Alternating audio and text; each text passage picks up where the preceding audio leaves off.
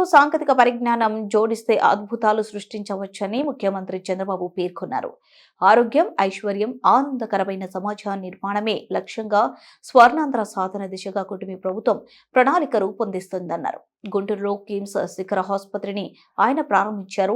2000 సంవత్సరంలో తొలి కిమ్స్ ఆసుపత్రిని తాను ప్రారంభించారని 25,000 కోట్ల స్థాయికి ఆ గ్రూప్ ఎదిగిందన్నారు. ఏపీ, తెలంగాణ, కర్ణాటక, మహారాష్ట్ర, కేరళలో కిమ్స్ సేవలు అందిస్తుందని చెప్పారు. చెప్పిన మాటలు చేసి చూపిస్తేనే విశ్వసనీయత వస్తుందని, అందుకు కిమ్స్ భాస్కర్ రావు నిదర్శనమన్నారు. ఆరోగ్య రంగంలో డేటా కింగ్ ఆయన ఆవిర్భవిస్తారని అభిప్రాయపడ్డారు.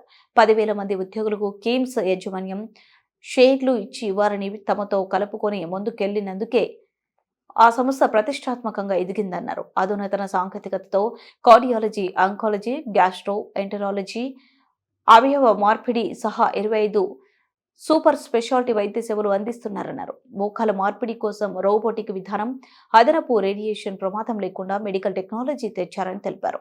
నాలెడ్జ్ అనేది డాక్టర్సే ప్రొవైడ్ చేయగలుగుతారు. అదే సమయంలో టెక్నాలజీ వచ్చింది. ఈరోజు నేను కూడా ఒక పిలిపించాను అందరికీ. ప్రతి ఒక్క వ్యక్తి రాష్ట్రంలో ఒకప్పుడు 95లో నేను చెప్పేవాడిని, ప్రతి ఒక్క కుటుంబానికి ఒక ఇన్ఫర్మేషన్ టెక్నాలజీ చదువుకున్న వ్యక్తి ఉండాలని, భవిష్యత్తును మారుస్తుందని 95 నుంచి చెప్పాను. ఈరోజు ఆ రోజు నేను ఇచ్చిన పిలుపు ఈరోజు మీరు చూస్తే ప్రపంచంలోనే ఎక్కువ ఆదాయం ఎవరికి వస్తుందంటే భారతీయులకు వస్తుంది. అందులో మొదటి స్థానంలో ఎవరున్నారంటే తెలుగు జాతి ఉన్నారని చెప్పి మరొకసారి గుర్తు చేస్తున్నా. 95 నేను మాట్లాడింది ఐటీ మాట్లాడారు. ఈరోజు నేను మాట్లాడేది ఏఐ మాట్లాడుతున్నా, ఆర్టిఫిషియల్ ఇంటెలిజెన్స్ మాట్లాడుతున్నా. ప్రతి ఒక్క వ్యక్తి ఏఐ ఉపయోగించుకోవాలి, లేకపోతే ఏఐ ద్వారా యూస్ కేసెస్ తయారు చేసే సామర్థ్యాన్ని పెంచుకోవాలి. ఇదేం పెద్ద బ్రహ్మ విద్య ఏం కాదు. మన పిల్లలందరూ బాగా తయారయ్యారు. ప్రపంచాన్ని శాసించబోయేది భవిష్యత్తులో ఏఐ శాసిస్తుంది. ఆ విషయం కూడా మీరు గుర్తుపెట్టుకోవాల్సిన అవసరం ఉంది. ఈరోజు మీరు ఒకసారి చూస్తే ఇక్కడ ఉండే హాస్పిటల్లో కూడా ఒక 20కి పైగా అతి కీలకమైన వైద్య సేవలు అందిస్తున్నారు. నేను అందుకే డాక్టర్స్ అందరూ మీరు ఇక్కడ ఉన్నారు. డేటా అనేది నెట్వర్క్ హాస్పిటల్స్ కాబట్టి దేశం మొత్తం అనేకమైన డిసీజులకు కావలసిన డేటా అంతా కూడా హిస్టారికల్ డేటా ఉంటుంది. భవిష్యత్తులో ఒక హాస్పిటల్దే కాదు సంపద. భాస్కర్ రావు కిమ్స్లో మీరు చూస్తే దేశంలో ఎవ్వరి దగ్గర లేని డేటా, ప్రపంచంలో ఎవ్వరి దగ్గర లేని డేటా కిమ్స్ దగ్గర ఉంటుంది. డేటా వెల్త్ అని చెప్పి మీ అందరికి తెలియజేస్తున్న రేపు రాబోయే రోజుల్లో సంపద మన దగ్గర ఎన్ని కోట్లు ఉన్నాయని కాదు, నా హాస్పిటల్ ఈరోజు మార్కెట్ వాల్యూ ఎంత ఉందని కాదు, నా దగ్గర ఎంత డేటా ఉంటే ఆ డేటాను ఉపయోగించుకుని ఆర్టిఫిషియల్ ఇంటెలిజెన్స్ చేస్తే నిర్ణయాలు 100% పర్ఫెక్ట్గా వస్తాయి. నిర్ణయాలు సరిగా ఉంటే డబ్బులు సంపాదించడం చాలా సులభం అవుతుందని చెప్పి కూడా నేను మీకు తెలియజేస్తున్నా. అతి తొందరలోనే డేటా కింగ్గా హెల్త్లో భాస్కర్ రావు తయారు కాబోతున్నాడని చెప్పి కూడా నేను మీకు తెలియజేస్తున్నా.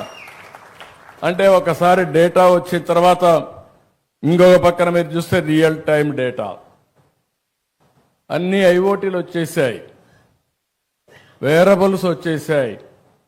ఈరోజు హాస్పిటల్లో డాక్టర్లు కూడా మీరు చూస్తే ఆపరేషన్ చేస్తూ ఉంటే ఏఐ ద్వారా మీకు మొత్తం గైడ్ చేసే పరిస్థితికి వచ్చింది. నువ్వు ఇక్కడ తప్పు చేస్తున్నావు, ఇది కరెక్ట్గా చేయి, ఇక్కడే ప్రేషన్ ఉంది, ఇక్కడ చేయాలని చెప్పి మిమ్మల్ని గైడ్ చేసే పరిస్థితికి వస్తూ ఉంది. దీనివల్ల ఏం జరుగుతుందని మీరు ఆలోచిస్తే ఈ డేటా, ఈ యొక్క గైడెన్స్ వల్ల మామూలు డాక్టర్ కూడా ఎక్స్ట్రాడినరీ ఆపరేషన్ చేసే పరిస్థితికి వస్తున్నాడు. అలాంటి నాలెడ్జ్ వచ్చేది మనం గుర్తుపెట్టుకోవాల్సిన అవసరం ఉంది. అందుకే నేను ఒకటే చెప్తున్నా, డెడ్లీ కాంబినేషన్ టెక్నాలజీస్ అన్నీ కూడా సౌండ్గా వచ్చాయి. ఇంకొక పక్క నాలెడ్జ్ కూడా మెచ్యూరిటీ వచ్చింది, డేటా కూడా వచ్చే పరిస్థితి వచ్చింది. రియల్ టైం అప్లికేషన్ చేయడానికి ఆర్టిఫిషియల్ ఇంటెలిజెన్స్ కానీ, మళ్ళీ ఆర్టిఫిషియల్ ఇంటెలిజెన్స్ ద్వారా మీరు ఎక్కడున్నా మీకు నాలెడ్జ్ ప్రొవైడ్ చేయడం రియల్ టైంలో జరిగే పరిస్థితి వచ్చింది. అందుకే భవిష్యత్తులో భారతీయులు నాకు ఏమాత్రం మనం లేదు, అద్భుతాలు సృష్టించబోతున్నారని మరొక్కసారి ఈ సభలో మీ అందరికీ విజ్ఞప్తి చేస్తున్నా.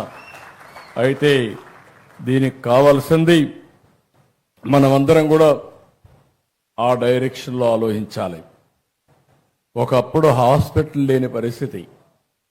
82 మా ఫాదర్ ఇన్ లా గౌరవనీయులు ఎన్టీ రామారావు గారు, ఆ రోజు ఆయన ఆపరేషన్ చేసుకోవాలంటే అమెరికాకు పోయి హార్ట్ ఆపరేషన్ చేసుకొని వచ్చాడు.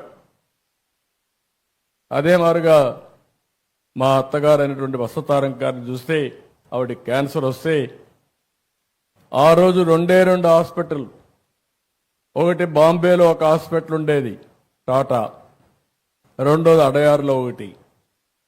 ఈరోజు మీరు చూస్తా ఉంటే క్యాన్సర్ కోసం అనేక హాస్పిటల్ వచ్చాయి. అదే ఎన్టీ రామారావు గారి కోరిక. ఆవిడ పేరుతో ఒక హాస్పిటల్ పెట్టాలని చెప్పి బసవ తారకం క్యాన్సర్ హాస్పిటల్ ఆ రోజు ప్రారంభించారు. ఈరోజు బాలకృష్ణ గారు హాస్పిటల్ సమర్థవంతంగా నిర్వహించే పరిస్థితికి వచ్చాడు.